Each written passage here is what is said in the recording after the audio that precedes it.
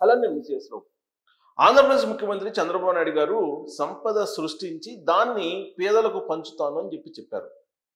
మరి ఈ 1 year 2 monthsలో ఏం సంపద సృష్టించారు చంద్రబాబు నాయుడు గారు అని చెప్పి అడుగుతూ ఉన్నారు. అందుకే తాజాగా కేంద్ర ప్రభుత్వం విడుదల చేసినటువంటి జీఎస్టీ రిపోర్ట్స్ని కనుక చూస్తే గత ఏడాది అంటే జగన్మోహన్ రెడ్డి గారు అధికారంలో ఉన్నప్పుడు ఉన్నటువంటి జీఎస్టీ కలెక్షన్స్కి అలాగే ఇప్పుడు వచ్చినటువంటి జీఎస్టీ కలెక్షన్స్ కంపేర్ చేస్తే కనుక 14% పెరిగింది. మరి చంద్రబాబు నాయుడు గారు సంపద సృష్టించకపోతే జీఎస్టీ కలెక్షన్ 14% ఎలా పెరుగుతుంది అనేది ఇప్పుడు ప్రభుత్వంలో ఉండేటువంటి తెలుగుదేశం పార్టీ ప్రశ్నిస్తూ ఉంది. సో చంద్రబాబు నాయుడు గారు సంపద సృష్టించగలరు, దాన్ని పేదలకు పంచగలరు అనే దానికి ఇది ఒక ఉదాహరణగా చెప్తూ ఉన్నారు. యాక్చువల్గా గత త్రైమాసికంలో -2% తగ్గింది. ఎందుకు తగ్గింది అనే దాని మీద స్టడీ చేశారు.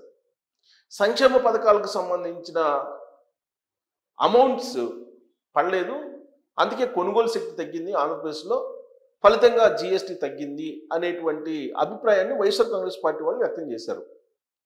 మరి ఇప్పుడు ఎందుకు పెరిగింది జీఎస్టీ అని అంటే తల్లికి వందనం వేశారు, అలాగే సిలిండర్లు ఉచితంగా ఇచ్చారు, పెన్షన్స్ 4,000 రూపాయలు ఇస్తున్నారు, వాటి కారణంగా కొనుగోలు శక్తి పెరిగిందని చెప్పి చెప్తూ ఉన్నారు.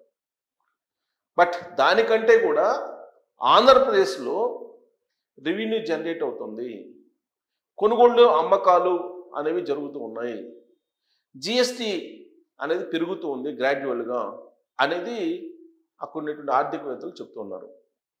వాస్తవంగా ఆంధ్రప్రదేశ్ ఉండేటువంటి జనం హైదరాబాద్లో కాకుండా ఆంధ్రప్రదేశ్లో ఉంటే జిఎస్టీ ఇంకా పెరిగి ఉండేది. రాజకీయ నాయకులు కానీ, ఉన్నత ఉద్యోగులు కానీ, లేదా కాంట్రాక్టర్స్ కానీ, బిజినెస్ మెన్ కానీ, వాణిజ్యవేత్తలు కానీ వీళ్ళు ఆంధ్రప్రదేశ్లో సంపాదించుకున్నప్పటికీ దాని ట్యాక్స్లు మాత్రం తెలంగాణలో పే చేస్తున్నారు. ఆ కారణంగా ఆంధ్రప్రదేశ్కి రెవెన్యూ జనరేట్ కావట్లేదు. అక్కడ ఉన్నటువంటి ప్రజలు కొనుగోలు చేస్తేనే జనరేట్ అవుతుంది. అయితే ఇప్పుడు చంద్రబాబు నాయుడు గారు అధికారంలోకి వచ్చిన తర్వాత ఉపాధి అవకాశాలు పెరుగుతున్నాయి, ఉద్యోగ అవకాశాలు వస్తూ ఉన్నాయి అక్కడ. అందుకే అక్కడ వాళ్ళు అక్కడే ఉంటున్నారు, అక్కడ జిఎస్టీ రెవెన్యూస్ పెరిగాయి అని చెప్పి తెలుస్తుంది. మీరు తాజాగా కేంద్ర ప్రభుత్వం విడుదల చేసినటువంటి రిపోర్ట్స్ ప్రకారం ఏ రాష్ట్రాల్లో ఎంత పెరిగింది జిఎస్టీ ఈ త్రైమాసికంలో అనేది మనం ఒక్కసారి చూస్తే ఆంధ్రప్రదేశ్ మరి మిగతా రాష్ట్రాలతోటి పోటీ పడుతుందా, పోటీ పడేటువంటి పరిస్థితి ఉందా అని అంటే ఉంది అని చెప్పి చెల్లచ్చు. ఇది ఇప్పుడు తాజాగా విడుదల చేసినటువంటి రిపోర్టు కేంద్ర ప్రభుత్వం GST collections for July 2025 state wise. అది రిలీజ్ చేసిన దాని ప్రకారం ప్రతి స్టేటు అండ్ యూనియన్ టెరిటరీలో ఇంప్రూవ్ అయింది కలెక్షన్స్, ఎక్సెప్ట్ అంటే ఈ రాష్ట్రాలు Chhattisgarh, Jharkhand, Jammu Kashmir, Goa, Chandigarh, Manipur, Mizoram, Lakshadweep territory and other territories ఈ తప్ప మిగతా స్టేట్స్ అన్నింటిలో కూడా ఎంతో కొంత పెరిగింది. ఆ పెరిగినటువంటి జిఎస్టీ వసూళ్లు చూద్దాం. Monthly revenue Maharashtra, Karnataka growth 6% నుంచి 7% వరకు ఉంది. కర్ణాటకది, మహారాష్ట్రది. మహారాష్ట్రది 6% ఉంటే కర్ణాటకది 7% ఉంది. సో ఇక్కడ స్టేట్ వైజ్ కనుక జిఎస్టీ రెవెన్యూస్ కనుక చూస్తే ఇక్కడ చూడండి, జమ్మూ కాశ్మీరు తగ్గింది, 5% జరిగింది. లాస్ట్ 2024 జూలైకి ఇప్పటికి 5% తగ్గింది. అలాగే హిమాచల్ ప్రదేశ్ 11% పెరిగింది, పంజాబ్ 12% పెరిగింది లాస్ట్ ఇయర్తో పోల్చుకుంటే. చండీగఢ్ 5% తగ్గింది, ఉత్తరాఖండ్ 4% పెరిగింది, హర్యానా 12% పెరిగింది, ఢిల్లీ 2% పెరిగింది, రాజస్థాన్ 4% పెరిగింది, ఉత్తరప్రదేశ్ 7% పెరిగింది, బీహార్ 16% పెరిగింది. బీహార్లో 16% అంటే బాగానే పెరిగింది. సిక్కిం 23% హైయెస్ట్ ఉంది, సిక్కిం 23% అంటే బాగా పెరిగింది. అరుణాచల్ ప్రదేశ్ 9% పెరిగింది, నాగాలాండ్ 22% పెరిగింది, మణిపూర్ 36% తగ్గింది. ఎందుకు అక్కడ రాష్ట్రపతి పాలన పెట్టారు కాబట్టి. మణిపూర్లో అల్లర్లు ఉన్నాయి, అది రాష్ట్రపతి పాలనలో ఉంది. మణిపూర్కి 36% తగ్గింది. మిజోరాం అది కూడా దాని ఎఫెక్ట్ ఉంది, 21% తగ్గింది. త్రిపుర 41% హైయెస్ట్ పెరిగింది. త్రిపురలో ఇది రికార్డు అంత పెరగడం అనేది. 41% జిఎస్టీ వసూళ్లు పెరిగినాయి అంటే.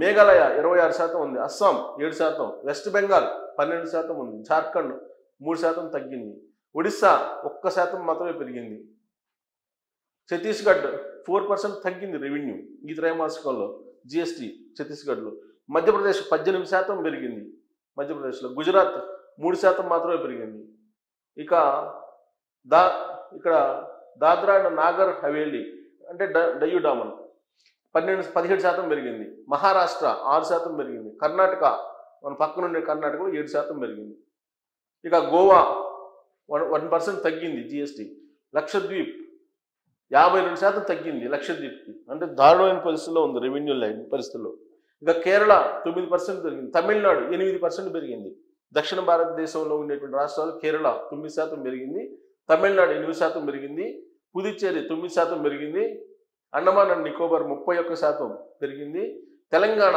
10% పెరిగింది, జిఎస్టీ రెవెన్యూస్ 10% పెరిగింది. దక్షిణ భారతదేశంలో కేరళ తమిళనాడు కంటే తెలంగాణ ఎక్కువగా ఉంది. ఆ తర్వాత ఆంధ్రప్రదేశ్ హైయెస్ట్, తెలంగాణ కంటే ఎక్కువగా 14% రెవెన్యూ ఉంది జిఎస్టీ రెవెన్యూస్ ఈ త్రైమాసికంలో. తెలంగాణని దాటి ఇప్పుడు రెవెన్యూ అక్కడ కలెక్ట్ చేస్తుంది ఆంధ్రప్రదేశ్ జిఎస్టీలు ఈ త్రైమాసికంలో. ఇక లడక్ 11% ఉంది, అదర్ టెరిటరీస్ తగ్గింది 4%, సెంటర్ జ్యూడిడిక్షన్ వచ్చి 31% పెరిగింది. సో గ్రాండ్ టోటల్ వచ్చేసి ఈ అమౌంట్ వచ్చింది 7% యావరేజ్ మొత్తం దేశవ్యాప్తంగా అన్ని స్టేట్లు ఉంటే పెరిగింది. ఇది ఏంటి, doesn't include GST on import of goods, import కాకుండా ఇది. సో ఆంధ్రప్రదేశ్ 14% ఉంది, దక్షిణ భారతదేశంలో హైయెస్ట్ రెవెన్యూస్ ఉన్నటువంటి రాష్ట్రంగా ఇప్పుడు ఆంధ్రప్రదేశ్ నిలిచింది. దీనికి కారణం ఏంటి, చంద్రబాబు నాయుడు గారు సంపద సృష్టిస్తారు, ఆ సంపదని ఎలా సృష్టిస్తారు అనే దాని మీదనే ఇప్పుడు అందరూ కాన్సన్ట్రేషన్ చేశారు. ఇప్పటికే పెట్టుబడులు పెరిగాయి, పెట్టుబడులు పెట్టడానికి ఇండస్ట్రియలిస్టులు వస్తూ ఉన్నారు, ఇండస్ట్రీస్ పెరుగుతున్నాయి, అలాగే అక్కడ ఉండేటువంటి ప్రజల యొక్క కొనుగోలు శక్తి కూడా పెరిగేలాగా ఆయన ప్రయత్నం చేస్తూ ఉన్నారు. సంక్షేమ పథకాలను ఒకవైపు, అభివృద్ధిని మరొక వైపు ఆయన పరుగు పెట్టిస్తూ ఉన్నారు. రాబోయేటువంటి రోజుల్లో తలసరి ఆదాయం పెంచాలి అని చెప్పి 2029 నాటికి తలసరి ఆదాయం పెంచాలి అనేటువంటి ప్రయత్నం చేస్తున్నారు. ప్రస్తుతం తలసరి ఆదాయం 3,50,000 దాకా ఉంది ప్రజెంట్. దాన్ని దాదాపుగా త్రిబుల్ చేయాలనేటువంటి ఆలోచనతో ఉన్నారు ఆయన. 2047 నాటికి 50 లక్షలు చేయాలని చెప్పి ఆలోచనతో ఉన్నారు. సో కాబట్టి చంద్రబాబు నాయుడు గారు 14% జిఎస్టీ రెవెన్యూస్ని సాధించగలిగారని అంటే ఇదంతా కూడా ఆయన విజన్, ఆయనకునేటువంటి గుడ్ విల్, ఆంధ్రప్రదేశ్ వైపు ఇండస్ట్రీస్ని ఆకర్షించడం, అక్కడ ఉండేటువంటి ప్రజల కొనుగోలు శక్తిని పెంచడం అని చెప్పేసి అంటున్నారు. అయితే జగన్మోహన్ రెడ్డి గారు అధికారంలో ఉన్నప్పుడు సంక్షేమ పథకాలు బటన్ నొక్కే కార్యక్రమం చేశారు కాబట్టే రెవెన్యూస్ అప్పుడు బాగా పెరిగాయి అని చెప్పేసి అన్నారు. అది కాదు, వాస్తవం ఏంటంటే జగన్మోహన్ రెడ్డి గారు ముఖ్యమంత్రి అయిన తర్వాత 2019లో వెంటనే కరోనా వచ్చింది. కరోనా వచ్చిన కారణంగా ప్రపంచంలో ఉండేటువంటి తెలుగు వాళ్ళు ఎవరెవరైతే ఉన్నారో వాళ్ళు ఆయా ప్రాంతాలకు వాళ్ళ స్వస్థలాలకి ఎక్కువ మంది చేరుకున్నారు. ప్రత్యేకించి ఆంధ్రప్రదేశ్, తెలంగాణలో ఉండేటువంటి వాళ్ళు, తర్వాత కర్ణాటకలో ఉండేటువంటి వాళ్ళు, తమిళనాడులో ఉండేటువంటి వాళ్ళు, దగ్గరగా ఈ ఇండియాలో ఉండేటువంటి వివిధ ప్రాంతాల్లో ఉండేటువంటి వాళ్ళు స్వస్థలాలకు చేరుకున్నారు. దాదాపు 2 ఇయర్స్ పాటు, 2 to 3 ఇయర్స్ పాటు ఆంధ్రప్రదేశ్లోనే ఉన్నారు ఆంధ్రప్రదేశ్ పౌరులు చాలా వరకు. అంటే ఆంధ్రప్రదేశ్ యూత్ ఉద్యోగాలు వచ్చి వేరే ప్రాంతాలకు వెళ్ళేవాళ్ళు, కానీ వాళ్ళందరూ వర్క్ ఫ్రమ్ హోమ్ చేసుకుంటూ ఆంధ్రప్రదేశ్లోనే ఉన్నారు. ఆ కారణంగా కొనుగోళ్లు బాగా జరిగాయి, లావాదేవీలు జరిగాయి, దాంతో జిఎస్టీ పెరిగింది జగన్మోహన్ రెడ్డి గారి హయాంలో. అవేమీ లేకుండా ఇప్పుడు జిఎస్టీ పెరిగింది చంద్రబాబు గారి హయాంలో. ఇది తేడా. ఒకవేళ కరోనా సమయంలో అందరూ ఆంధ్రప్రదేశ్ సంబంధించినటువంటి వాళ్ళు అందరూ అక్కడే ఉండి వర్క్ ఫ్రమ్ హోమ్ చేసుకుంటూ ఉన్నటువంటి సిచ్యువేషన్స్ ఆంధ్రప్రదేశ్లో వస్తే రెవెన్యూ నిజంగానే చంద్రబాబు గారు అనుకున్న విధంగా భారీగా పెరిగే అవకాశం తలసరి ఆదాయం కూడా. కారణం ఏంటంటే చంద్రబాబు గారు ఇప్పుడు వర్క్ స్టేషన్స్ని ఏర్పాటు చేస్తున్నారు. అవి కనుక ఏర్పాటు చేసి అందరినీ కనుక అక్కడే ఉంచగలిగితే రెవెన్యూ అనూహ్యంగా ఆంధ్రప్రదేశ్కి పెరిగేటువంటి అవకాశం ఉంది. అవేమీ లేకుండానే ఇప్పుడు 14% జిఎస్టీ ఈ త్రైమాసికంలో సాధించారు దక్షిణ భారతదేశంలో నెంబర్ 1 రాష్ట్రంగా ఆంధ్రప్రదేశ్ ఉంది అని అంటే ఇది చంద్రబాబు గారి విజన్ కారణంగా ఉందా, లేదంటే దానిపాటికి అది పెరిగిందని మీరు అనుకుంటున్నారా? మీరు రీజన్ ట్రోల్ చేయొచ్చు. Thank you.